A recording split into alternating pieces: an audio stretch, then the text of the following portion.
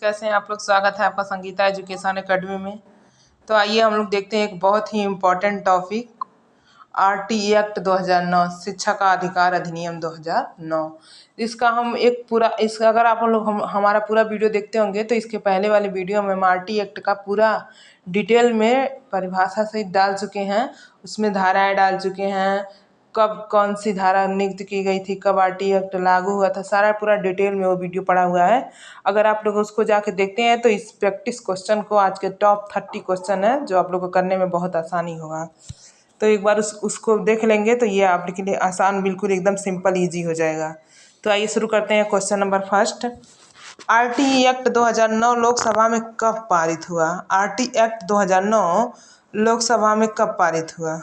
4 अगस्त को, 4 अगस्त 2009 को। फिर अगला क्वेश्चन है, शिक्षा के आकार की प्रकृति होती है, कैसी होती है? शिक्षा के आकार की प्रकृति कैसे होती है? संवैधानिक होती है। मोस्ट इम्पॉर्टेंट टॉपिक है दोस्तों, और आज के 30 क्वेश्चन से बाहर एक क्वेश्चन भी नहीं आप लोग का जाएगा। इसी 30 क्वेश्चन को अगर आप लोग अच्छे से तैयार कर लेते हैं तो एग्जाम में आप लोग का 1 से 2 नंबर मिल जाएगा फ्री में। फिर अगला क्वेश्चन है, भारत शिक्षा को बच्चों का मौलिक अधिकार घोषित करने वाला विश्व का कौन सा देश बन गया? 135वां देश बन गया। जब शिक्षा का अधिकार अधिनियम 2009 लागू हुआ था तो विश्व का कौन सा देश बन गया था? 135वां देश। ठीक है, बहुत बार क्वेश्चन पूछ चुका है। फिर अगला क्वेश्चन है, आरटी एक्ट 2009 को राष्ट्रपति के द्वारा मंजूरी कब प्रदान की गई? वेरी इंपॉर्टेंट क्वेश्चन दोस्तों, वेरी वेरी इंपॉर्टेंट कर लीजिएगा इसको। 26 अगस्त 2009 को राष्ट्रपति द्वारा इस आरटी एक्ट को मंजूरी दी गई। अगला क्वेश्चन है, आरटी एक्ट 2009 राज्यसभा में पारित कब किया गया था? देखिए अभी तो हम लोग लोकसभा पढ़े हैं, फिर राज्यसभा में कब पारित किया गया था? 20 जुलाई 2009 को राज्यसभा में पारित किया गया था।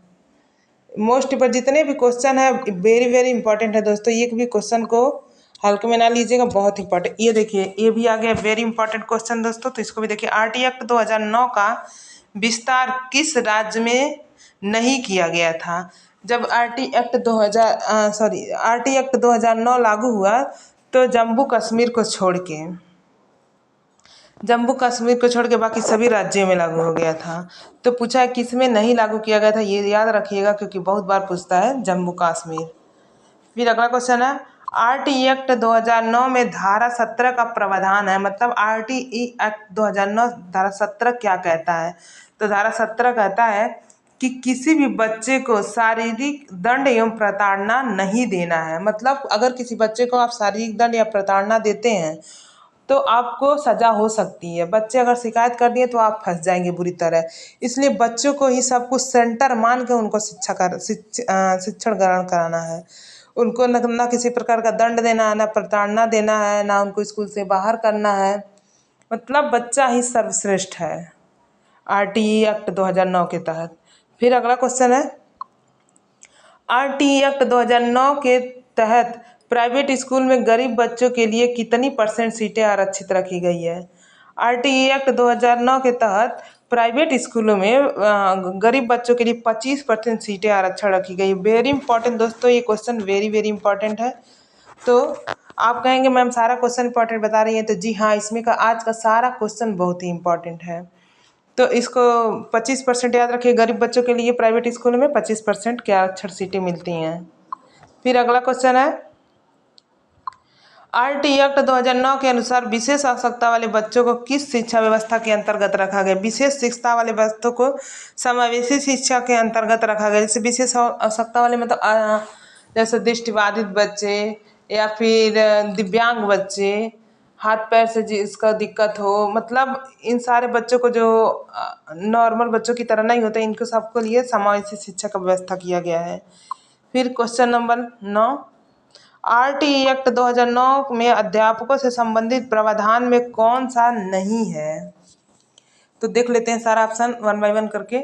अध्यापक पात्रता परीक्षा टेट उत्तीर्ण करना अनिवार्य है। जी बिल्कुल, आरटी एक्ट 2009 कहता है कि अध्यापक पात्रता परीक्षा टेट उत्तीर्ण करना अनिवार्य है, तभी आप स्कूल में पढ़ा सकते हैं।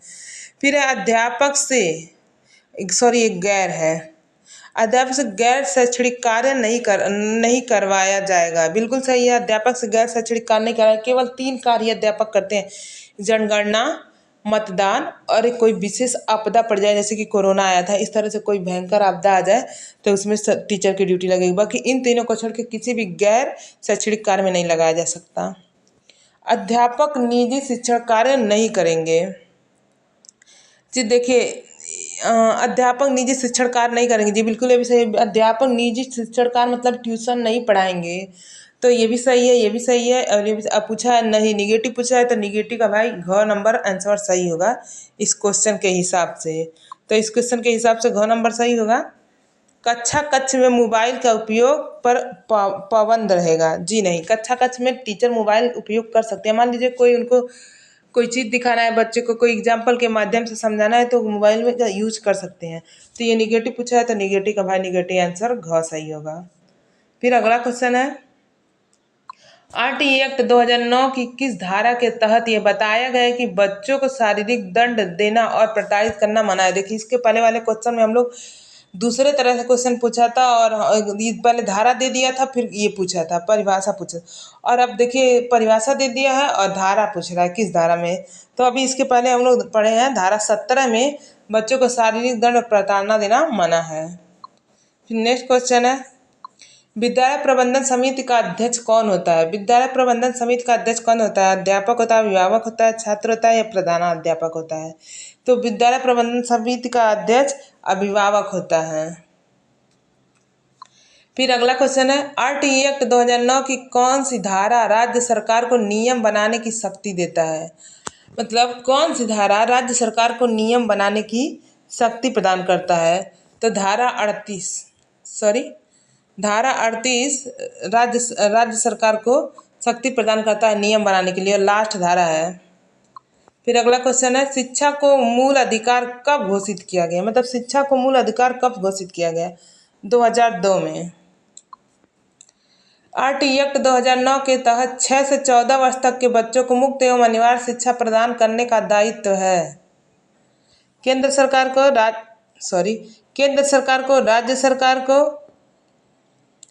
केंद्र और राज्य सरकार दोनों को, या फिर शिक्षा आयोग को? तो केंद्र एवं राज्य सरकार दोनों को। ऑप्शन नंबर ग सही होगा। फिर अगला क्वेश्चन है, आरटी एक्ट 2009 में उल्लिखित प्रारंभिक शिक्षा से अभिप्राय है 1 से 5 तक, 1 से 8 तक, 6 से 8 तक या फिर 1 से 10 तक? आप लोग बताइए इसका आंसर कमेंट बॉक्स में जल्दी से। तो इसका आंसर होगा ख नंबर, 1 से 8 तक को प्रारंभिक शिक्षा की श्रेणी में रखा गया है।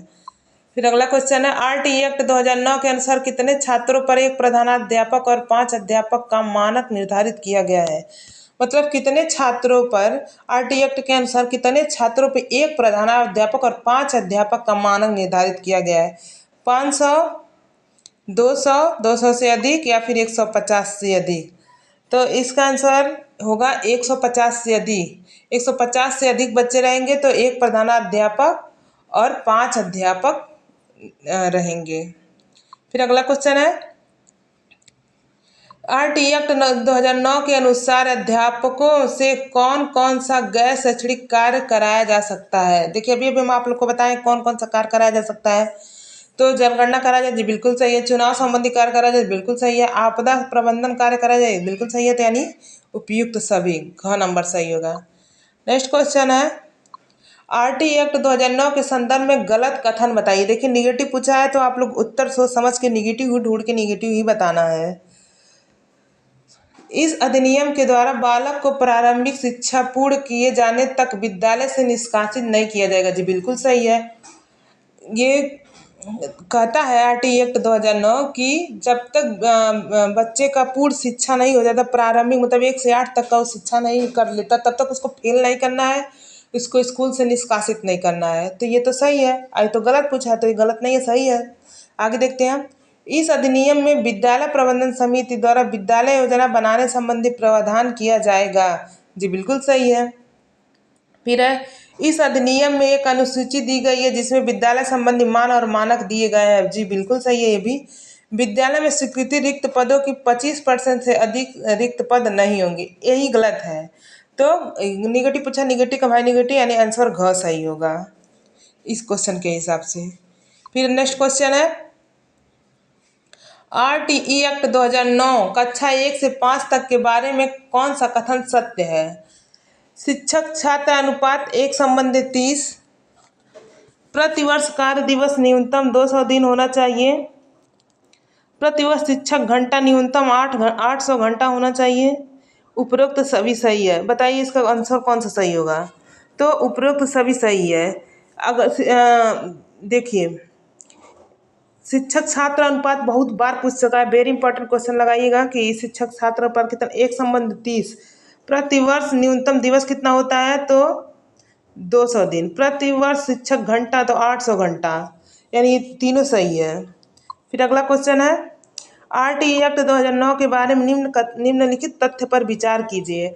आरटीई एक्ट 2009 14 वर्ष तक के बच्चों की शिक्षा मुक्त एवं अनिवार्य होनी चाहिए। बिल्कुल सही है।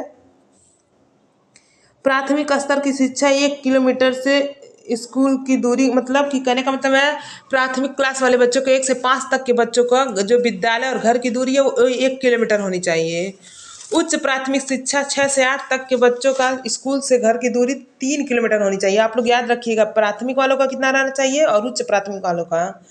तो उपरोक्त सभी सही है, ग नंबर। फिर अगला क्वेश्चन है, आरटीई एक्ट 2009 को लागू करने का उद्देश्य क्या था। बताइए। शिक्षा को मूल अधिकार बनाने के लिए, छात्रों को गुणवत्तापूर्ण शिक्षा उपलब्ध कराने के लिए, भारत में साक्षरता दर बढ़ाने के लिए, या फिर निजी शिक्षा को बढ़ावा देने के लिए। तो इसका आंसर आप लोग बताइए जल्दी से। तो इसका आंसर देखिए, चारों में से सबसे सही यही लग रहा है कि छात्रों को ख नंबर, छात्रों को गुणवत्तापूर्ण शिक्षा उपलब्ध कराने के लिए। फिर अगला क्वेश्चन है, आरटीई एक्ट 2009 में कुल अध्याय तथा धाराओं की संख्या कितनी है। आरटीई एक्ट में कुल अध्याय और धाराओं की संख्या कितनी है, ये क्वेश्चन पूछ रहा है। तो इसमें होगा आंसर घ, 7 अध्याय और 38 धारा। 7 अध्याय और 38 धारा होगा, ठीक है। फिर नेक्स्ट क्वेश्चन है, आरटीई एक्ट 2009 के अनुसार उच्च प्राथमिक विद्यालय की दूरी घर से कितनी होगी। अभी हम आप लोग को इसके पहले वाले क्वेश्चन बताएं, देख लीजिए क्वेश्चन कितना इंपॉर्टेंट है कि बार बार रिपीट हो रहा है। वेरी वेरी इंपॉर्टेंट कर लीजिएगा दोस्तों। तो उच्च प्राथमिक पूछा है, प्राथमिक पूछता है तो 1 किलोमीटर और उच्च प्राथमिक पूछा है तो 3 किलोमीटर, ठीक है। फिर नेक्स्ट क्वेश्चन है, आरटीई एक्ट 2009 के अनुसार प्राथमिक कक्षा के बच्चे को प्रतिदिन कितने घंटे पढ़ाना होगा। मतलब प्राथमिक कक्षा के बच्चे को प्रतिदिन कितने घंटे पढ़ाना होगा। तो इसका आंसर होगा 4 घंटे। प्रतिदिन बच्चे को 4 घंटे पढ़ाना है। 1 से 5 तक के बच्चों की बात की गई है। फिर अगला क्वेश्चन है, आरटीई एक्ट 2009 यह निर्धारित किया गया है कि यदि कक्षा 1 से 5 तक प्रवेश दिए गए बच्चों की संख्या 200 से अधिक हो तो छात्र एवं अध्यापक की अनुपात संख्या कितना होगा। तो देखिए, अगर 200 से अधिक एडमिशन लेने के वक्त अगर बच्चे 1 से 5 तक के बच्चों की संख्या 200 से अधिक हो जाती है तो छात्र और टीचर का अनुपात होगा 40:1, ठीक है, ग नंबर। और अगर 200 से कम है तो 1:30, ठीक है। फिर नेक्स्ट क्वेश्चन है, आरटीई एक्ट 2009 का सही पूरा नाम क्या है। तो देखिए, इसमें बच्चे बहुत सारा गलत करके आते हैं, तो आप लोग देख लीजिए। आरटीई शिक्षा का अधिकार अधिनियम का पूरा नाम क्या है, आरटीई एक्ट का पूरा नाम क्या है। निःशुल्क और अनिवार्य शिक्षा अधिकार अधिनियम 2009, जी नहीं। निःशुल्क और अनिवार्य शिक्षा का अधिकार अधिनियम 2010, जी नहीं। निःशुल्क और अनिवार्य बाल शिक्षा अधिकार अधिनियम 2010, जी नहीं।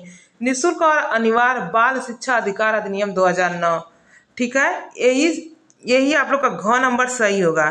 कैसे, देखिए आप लोग को ध्यान देना है, बाल शिक्षा अधिकार, बाल आप लोग गलत कर देते हैं। निःशुल्क और अनिवार्य शिक्षा अधिकार अधिनियम 2009, तो जी नहीं। निःशुल्क और अनिवार्य बाल शिक्षा अधिकार, बाल, ये बाल या चाइल्ड, चिल्ड्रेन याद रखिएगा, ठीक है।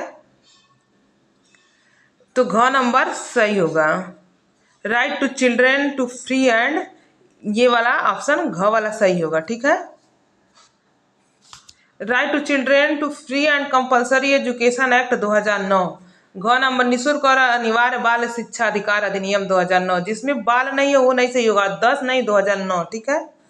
फिर अगला क्वेश्चन है, आरटीई एक्ट 2009 में एक अध्यापक का निम्न में से क्या दायित्व नहीं होगा। देखिए, निगेटिव पूछा है तो हमको ऑप्शन में से निगेटिव ढूंढ के निकालना है।